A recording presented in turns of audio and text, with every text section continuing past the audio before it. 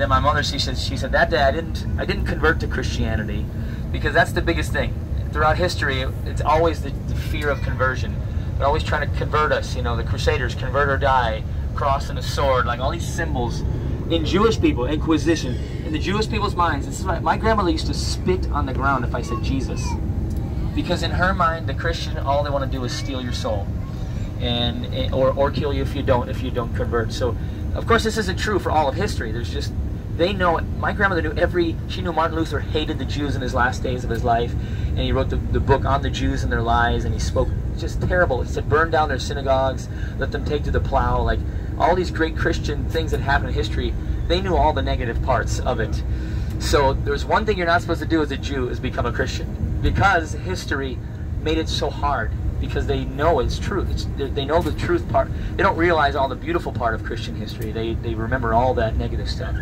So, but my mother, when she heard this gospel told in a Jewish way, she said, I didn't convert to Judaism, she said, but that day I didn't convert to Christianity, I completed my Judaism, she said, when I accepted Yeshua as my Messiah. Amen. She calls herself a completed Jew, she says, not a Christian. I'm going to have to go back and pin Benny down. Hang on, Emma, hang on. And end of story. Here's the end of the story, okay? One more, I was going to tie one last little loophole here. Remember, she was separated from her brother in 1948? 1948? She found out she was adopted, 20 years later or so. She started to look way after that even. My brother met somebody who worked for the Israeli consulate in America, whose wife worked in the Israeli consulate in Israel. And they started to search. Before we knew it, okay, I'll just jump to the end of the story. My uncle had been looking for my mom his whole life.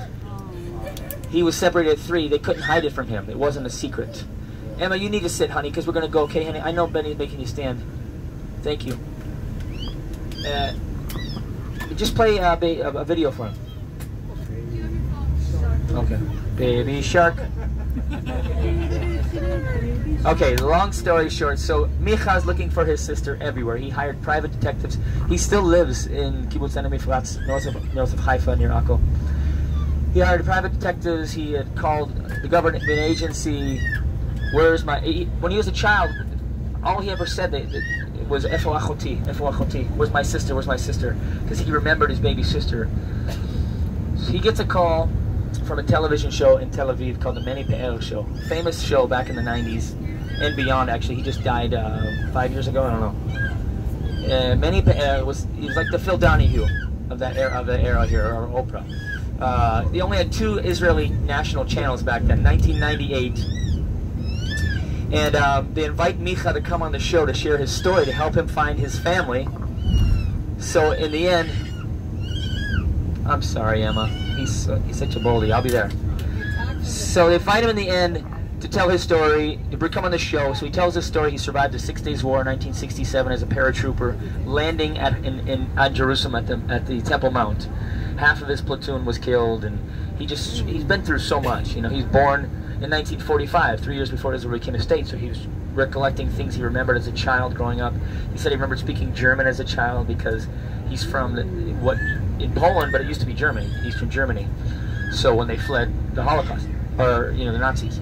So anyways, he said, I remember my sister, and I've been looking for her ever since. So they put a phone number up on the screen, the Meni Pe'er, the host. He puts a phone number on the screen. He says, anybody in Israel, if you have any information, please call this number. We're going to help you. We're going to help you find your family. So he says a few more things and has the phone number up on the screen. And finally looks at my uncle. He says, thank you for coming on the show. If anybody calls us and tells us any information, we're gonna let you know. We're gonna help you find your family.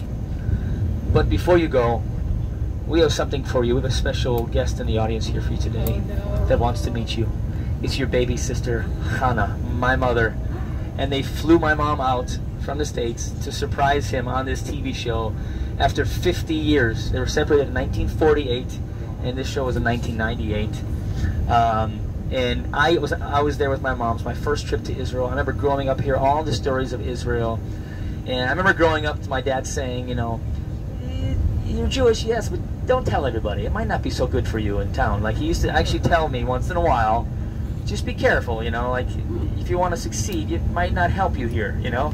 And he wasn't being mean, but it made me a little slightly embarrassed of being Jewish, actually. When I visit my Orthodox grandmother, because we knew her till she died. She was 99 years old. She died, 97. Sorry, 97, I think. And every time I visit her, she put the kippah. She, don't forget, you're Jewish. Your mother's Jewish. She'd always yell at me, don't you forget, like, don't let them take your soul from me, from our people. And I would share with her about Messiah, and I believe she accepted the Messiah on her last day of breath. I was singing a song over her, the Sacrifice Lamb, and I said Savta, which is grandmother in Hebrew. Just say his name, Yeshua, Yeshua. And I heard her very faintly say Yesh, which means there is, really. But she hadn't talked for about 2 days. This was the day she died, and I believe she was trying to say Yeshua. I hope. I believe that God, used those 30 years of praying over her for salvation. Amen.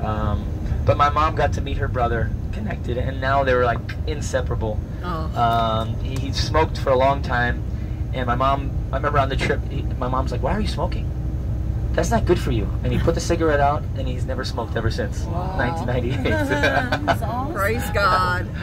He's just, and the one thing he said, he's very, most kibbutzim, the kibbutznikim, the people that live in a kibbutz, they're very secular. They don't really like the religious.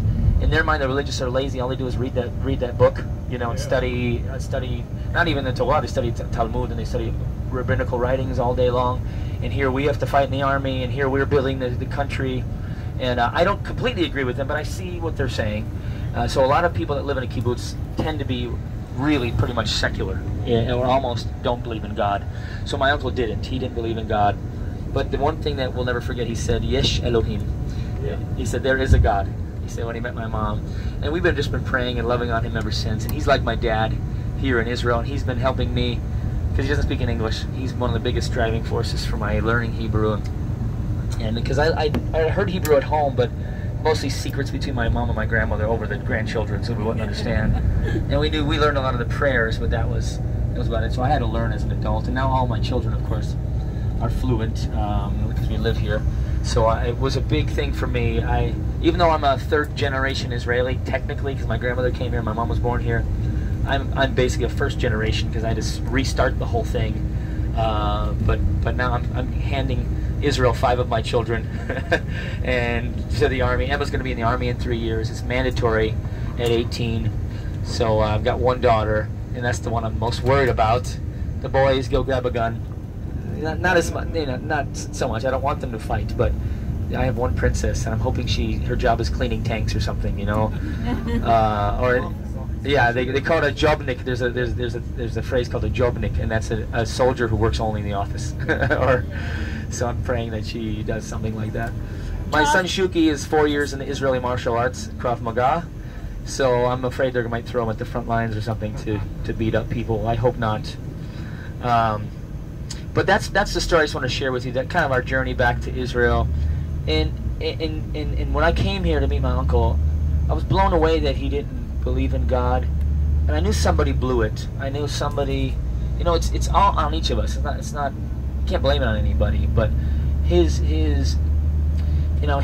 difference to religion was based on the people he met that believed in God, that were on the surface but weren't honoring God with the way they treated others and etc. Right. And so I was just lit up because I wanted to see my people know the Savior. I wanted to see them know Yeshua. I wanted to see them understand that he was the greatest rabbi that ever lived. There's no disputing this historically, whether you believe in him as the Messiah or not. Can you think of anybody who made the calendar change, flipped the whole world upside down? There was one that came from this tiny little country that is our Savior, happens to be the Son of God, that is the only way to the Father, and I'm just passionate about that, and that's why I sing. I sing because I want people to know that, and I'm very bold about it. And right up until my 10th year last year of doing this full time, singing full time, we just rented out the Tower of David. Benny was there. I'm like, you know what? Let's go big. I'm not afraid. I'm not ashamed of the gospel. It's the power of God to salvation to everyone who believes. Yes. It's not the end of the verse. So that's where everybody stops in the churches, to the Jew first, and also to the Gentile. So crazy. I remember hearing that verse all the time, and they never finished that. You ever notice that? To the Jew first and also to the Gentile. I knew it was God's heart to see them saved. And Messiah, when he came to this earth, he said, you won't see me to Jerusalem until you welcome me back, until you say, Baruch haba b'shem Adonai. So but we weren't back for 2,000 years. We weren't even here to welcome him back as a people. But now we're back, and historically, prophetically, this is the time to really just love on our people and to share Yeshua in his own context. We don't have to go through a 1,600-year-old Christian filter. And I'm not bashing Christianity in any way. I'm saying I'm back in Israel, where they don't have to convert to anything. It's the only religion that doesn't have to convert to anything to really believe in God. Jesus, Yeshua, was Jewish. We just read, he preached in all the synagogues. I mean, the early believers went to the synagogue and then went house to house. So I'm not saying you guys need to convert to Judaism. I'm saying that in the end, if you read the book of Revelations and think with an open mind, it's all Jewish again. Yes. I mean, the gospel to the four corners of the earth, it's all Jewish again. The feasts are reinstituted. There is a temple again, you know? So this is where we struggle here in Israel. We're all coming from different parts of the world. I actually worked at a church for 5 years as a worship pastor. And about 2 years in, I'm like, this isn't for me. But I felt called to come to Israel, and I decided I'm going to use. I used to come here, and don't share this on the internet, but you can record it. I don't care. Oh, I'm not going to put it. But I used to come here, and I used to get cases full of Gospel of Johns. Did I tell you about this? No. I'd go to the Israel Bible Society. I'd get a case at a time, and I just hit the streets, and I hit on the Gospel of John in Hebrew. I didn't know what to do. And then I'd be walking, and all of a sudden, I get hit in the head, and some Orthodox guy realized what it was, and they'd throw it at me. And then I would go to the Kotel, and I'd have a backpack full of them. And on the lot, you're going to see when we go to the Wailing Wall, on the left side is the men's side. There's a big library.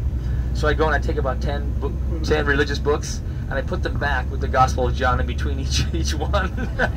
I was just so passionate, you know. And a few times some guys would want to come with me, and I had this one guy, he's like, I want to come with you, and he grabbed, like, literally stood on a bench, hear the word of the Lord, and I ran away, because, like, my rental car was parked right there, and it's never received that way, almost never, because the Jewish people have a history of people doing that, Right. and there's always, and they're trained that there's an ulterior motive, they're trying to steal my soul, they're trained in this way, so I realized that was just not the right way, and to love them and to be here with my family. My daughter's school is at a kibbutz. My kid's school is at a kibbutz. They're kind of secular. A lot of them, their grandparents are religious or great-grandparents. Someone in the family, someone's religious. A lot of Cohens and religious lines in their school. But of all the people I know in Israel, there's the most open. I can't believe it. Like, my daughter doesn't feel like a Jehovah's Witness might feel in America, because they have their own weird thing. And they do.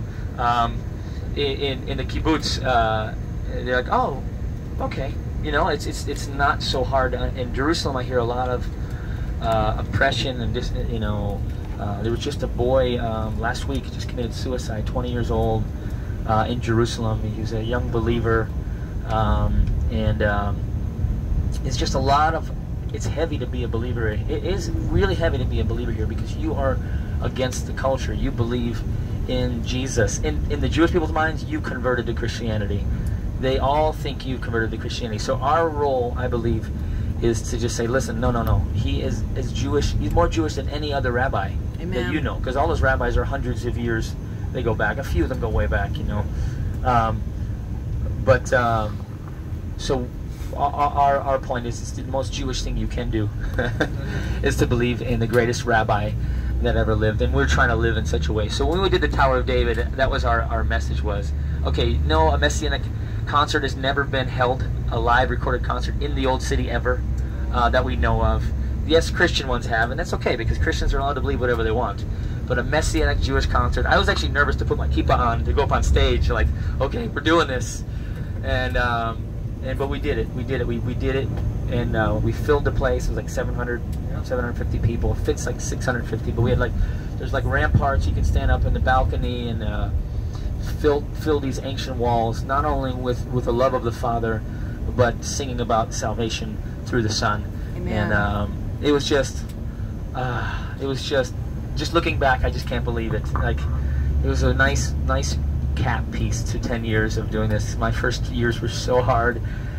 We lived in this tiny little shack in America, so I can keep every penny I had, I pour it back into the music, because I realized this is my tract, this is my message in my life. So this is why we have a YouTube page, and we do vlogs sometimes, because, you know, we can reach people like people couldn't. When Paul Wilbur did his first album, he told me, I think they spent $700,000.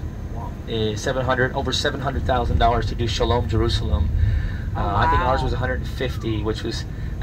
I've been writing songs with Integrity Music for 4 years, and they wanted to sign my last 2 records, and I'm too Jewish for that.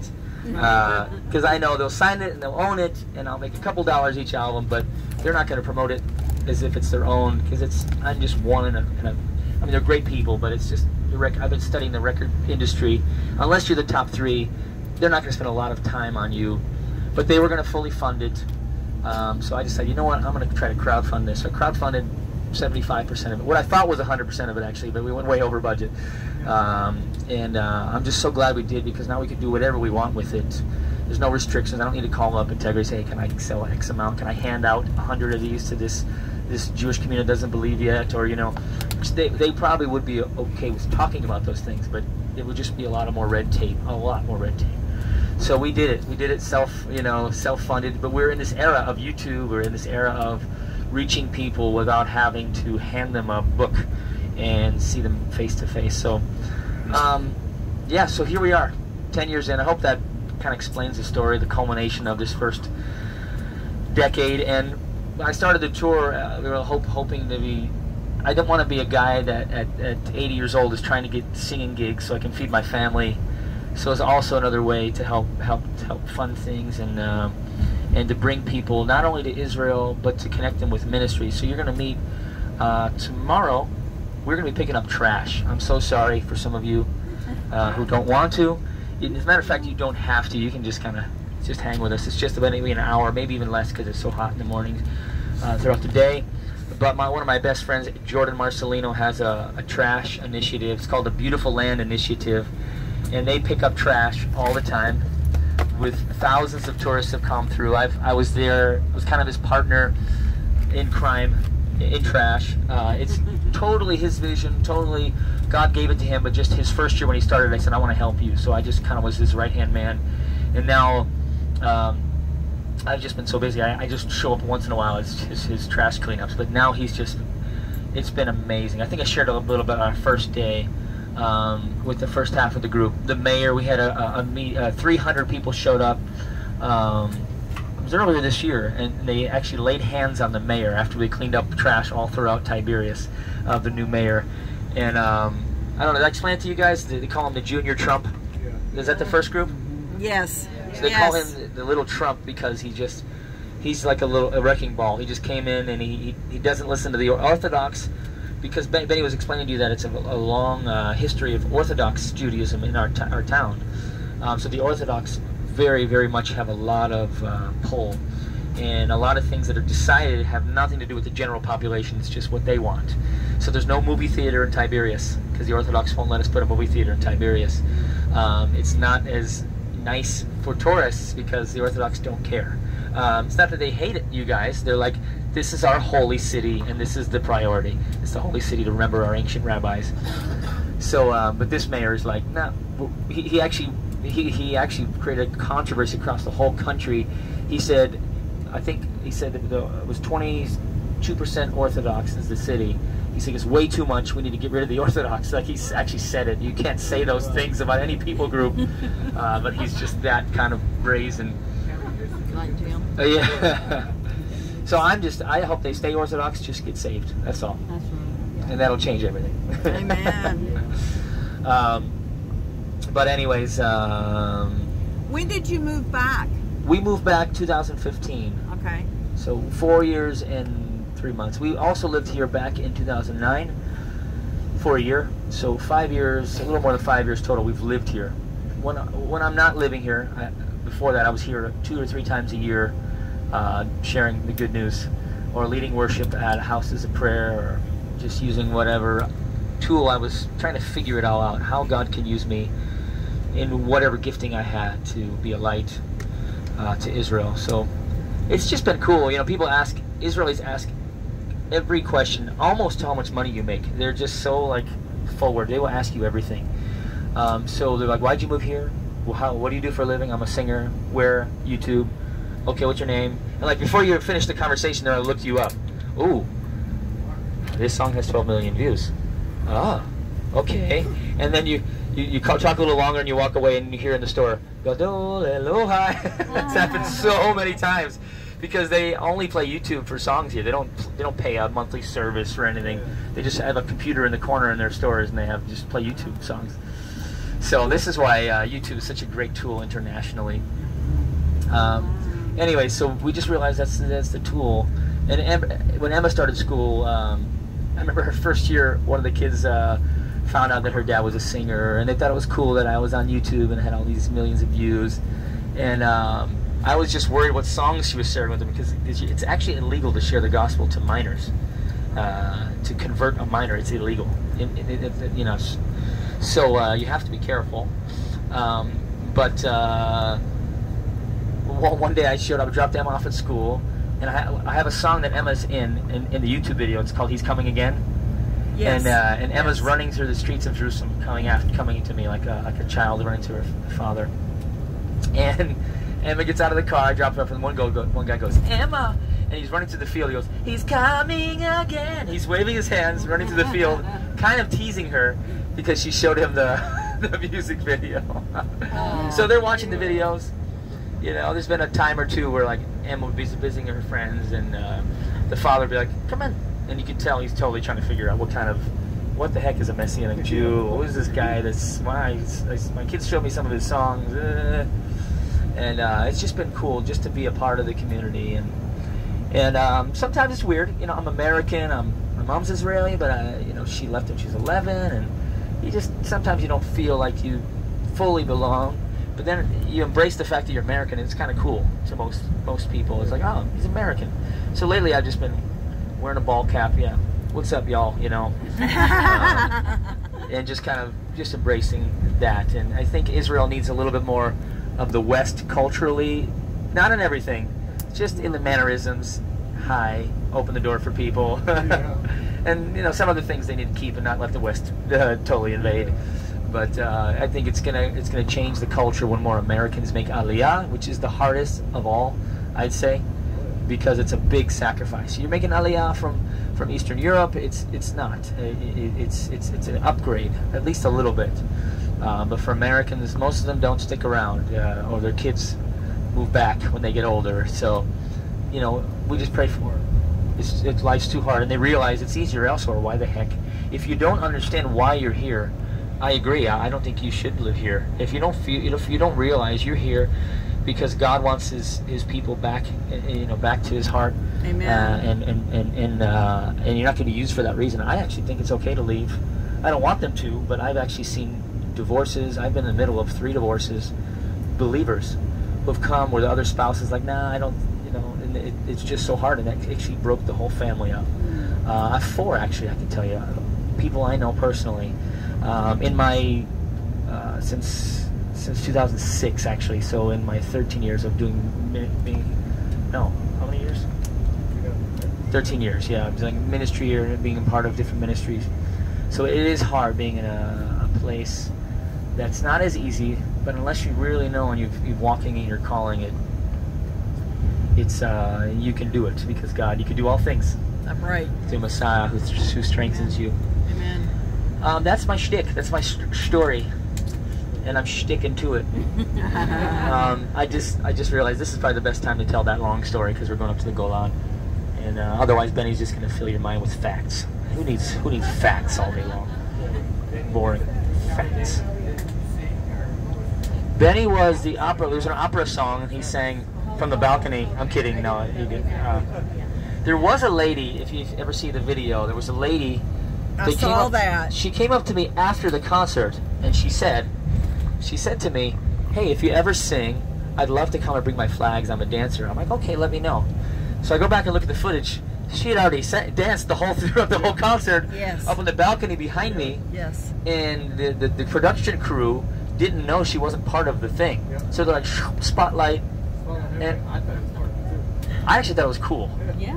But I she loved asked me it. afterwards if she could do it sometime, and I realized later she just got She herself did on this video, every video pretty much. She video bombed the concert. But it was cool. It was beautiful. I told the band leader, Jamie, because Jamie is like a purist musician. I was just with him in Poland. And Mikedem is the best band in Israel. They're just amazing. And they sing all in Hebrew, the Psalms. And he's like, nah, because he's like a purist. He wants it to be cool. He's got to be, the music's got to be good. And he's not in, he just grew up with that. He's like, nah, you don't want a dancer. I'm like, okay.